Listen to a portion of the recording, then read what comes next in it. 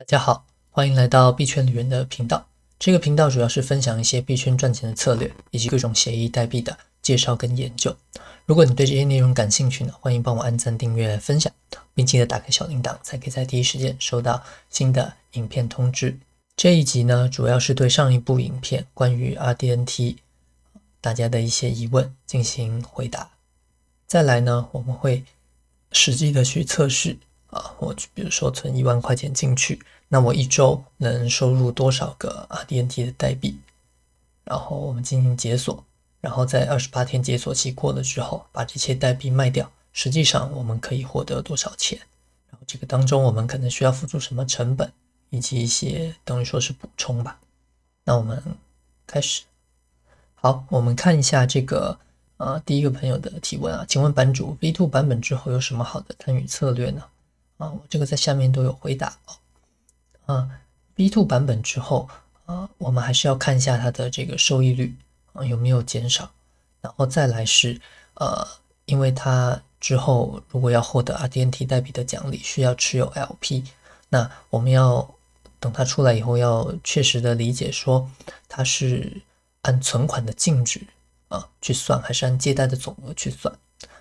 比如说我存入1万块钱，借了5万块，再把5万块存回去，对吧？我们的策略是这样子。那究竟我是按照存款净值1万来算，还是我按借贷总额11万来算呢？这个是差了有11倍，对吧？那这个要持有的 LP 数量是不一样的，等于说是有11倍的差异，这个差距还是蛮大的，所以要等它出来，我们才能确定。然后第二个 RDNT 能克服跨链桥的风险吗？RDNT 它主要是用这个 Stargate 这个跨链桥去进行借款的跨链，那它只是说在你借款的时候有提供一个选项给你，你可以把钱发送到这个比如说币安链或者是 Polygon 上面而已。那它只是使用 Stargate 这个桥它并不会把流动性存在上面，所以并不存在这个桥的风险的问题。好，第三个，有什么项目是现金流稳定的？这边有回答，就是除了 RDNT 这个以外呢，前一阵子比较流行的比如说去中心化的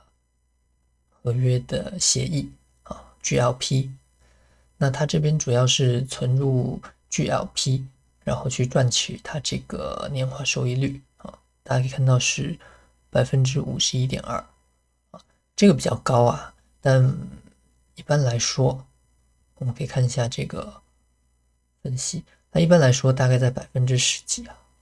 这个年化不是很高。然后持有 GLP 你是持有了这个一篮子的货币包括了21%的以太比特币是18%等等，你是持有这一篮子的货币然后持有这个 GLP 有什么风险呢？持有 GLP 其实你就是作为这个协议的使用者的对手方什么意思？我们可以简单看一下就是说比如说我们刚存入了一篮子的货币比如说我们以以太举例，然后如果以太今天上涨，对吧？这一天以太上涨，那 GLP 这个代币的价格也会上涨，因为它包含了一部分的以太，对吧？但如果这个时候这个协议上面的交易者都在做多，那你作为他的对手方相当于做空，对吧？那你肯定需要把这个做多的钱，他赢的钱去赔偿给他那这个时候你 GLP 的上涨，其实就你的代币，比如说以太代币的上涨的这个价值，你就会转交给这些做多的交易者那当下跌的时候，比如说他们是做多，对吧？但是当以太价格下跌你作为 GLP 的持有者，你持有一部分的以太GLP 价格会跌，但是呢这些做多的交易者他会把这个他需要赔偿给你嘛，那这个就可以补这个 GLP 的下跌，对吧？它基本上是一个多空对冲的你可以把它看作一个中性的策略但是它也存在着一些风险，就是我们刚刚讲的这些风险。那它就是最主要还是赚取这个手续费这个协议的这个收入了。好，那再来呢，就是一些 LP 的策略，也就是提供流动性。那流动性承担的风险就大一点，它会有一个无偿损失的部分。那谢谢这个朋友喜欢我的影片啊，谢谢。然后再来我们看第二个，1万美元真的能借到5万美元并且提走吗？我怎么觉得不太可能啊？要是真能这样的话，直接提走不还了，那不是还赚4万美元？可能是我讲的不清楚，让你理解错了啊。我这边有回答，是不是完全提走？是我们1万块存进去以后，然后反复的存借，然后只借到5万以后，这个5万借出来还得存回去，不然你借不到5万的，也就是1万你最多借8000的，你是借不到5万的。你只有把这个借出来的8000再存回去，对吧？你存款变成18000，然后再借这边可以看一下我的这个实际的仓位，大家可以看到当前的余额是存款余额是42万049，借款的这个部分是35万0100。那其实相减的话，大家就知道我这个里面其实实际上只有7万块钱，那剩下35万是借的，然后我把它存回来，对吧？我就放大了收益，那主要是这个目的啊。然后这边右上角我们可以看到，这个是我昨天大概也是这个时间存的啊。我们赚取了792个RDNT 的代币，价值是208美元。那大家不要看这个是208啊，它只是目前，对吧？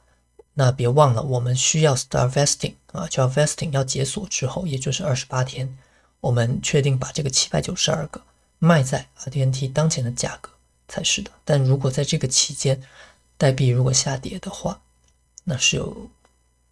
如果说跌一半，那我可能只能赚100块啊。那我这个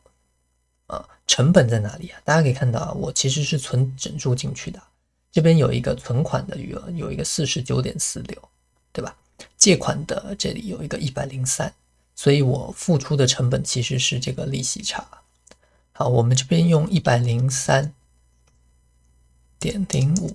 减去49.48，所以我获取呢这793个 RDNT 的代币的成本其实是53.57块。其实我是如果严格上来讲的话，我是用这些钱去买了这个 RDNT， 1个月之后释放给我。好，我有帮大家计算一下，这个我稍微更新一下它新的这个年化利率因为其实它是浮动的。我们上一集讲1个月收入是380美元吧，那这个更新了之后是418，其实它是一个浮动的。那其实最大的风险就在于浮动为什么？我们简单的算一下，帮大家算好了估算出 RDNT 我大概一年可以挖存1万块钱，我一年大概可以挖28280个 RDNT 以现在的情况来讲我们知道DeFi 的变动是很大的，所以它只是一个估算你不能实际的去你挖一年就是28000个但我们这边只是说去估算。那我实际上我一年要花掉的成本U 的成本其实是2465 U如果按照一年后RDNT 它还是 0.26 的话，那我可以把 RDNT 28000个卖掉，我可以赚到7480相减的话，我一年的收入是5000块钱，对吧然后相当于 50% 的收益率好，那这个时候我可以帮大家算一下，如果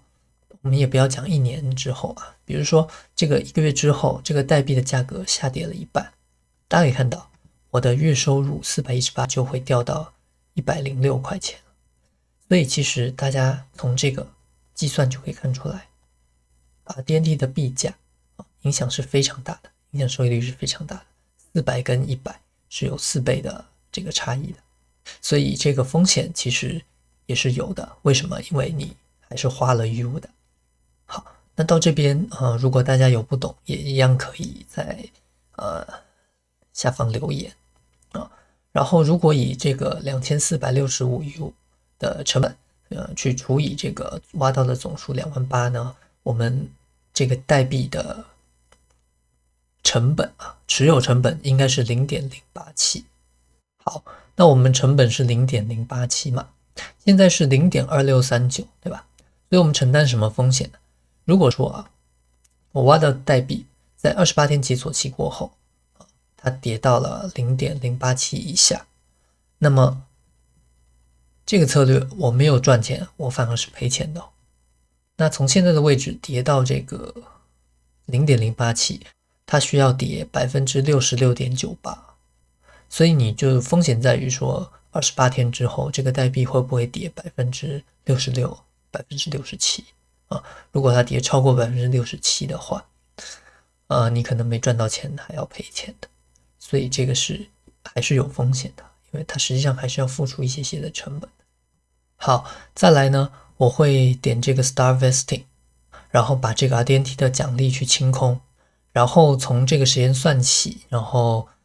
下周同样的时间，我们来看一下能挖到多少 RDNT 代币的奖励。然后我也会把这个当前余额填到跟这个借款的这个103一样，也就是说我们刚刚算嘛，103.34减去49.62，我会付这个53.72进去，让它们左右是相等的这个零头的部分零头部分就是我们利息的支出，也就是我们的成本，然后看一个礼拜之后我的成本是多少，然后收入多少 RDNT， 再来就是看这一笔 RDNT 的奖励在28天解锁之后可以卖多少钱。好，我们先点击 Start Vesting。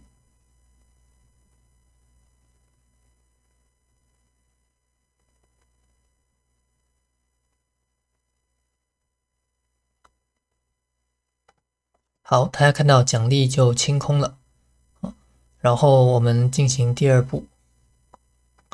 我们需要存53.72进去，我们存53.8好了，多存一点。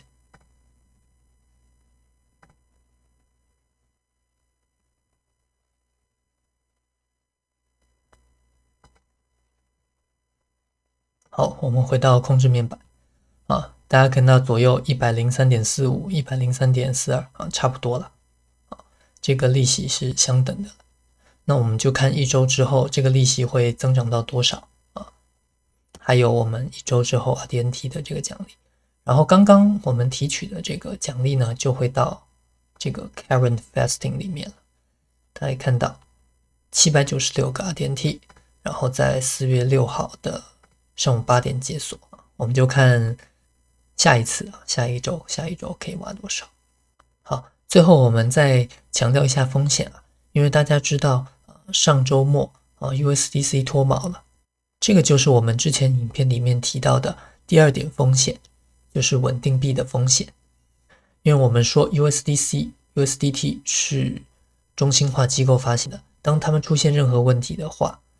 我们有可能会出现损失，对吧？那 USDC 我们知道它已经是一个非常合规的稳定币了，在美国。然后并且我们来到它的官网，你往下滑，它是可以看到它这边有100%背书的，100%现金背书的，而且你看到它每一个月都会有审计报告的，所以它其实已经是非常合规的一个稳定币了。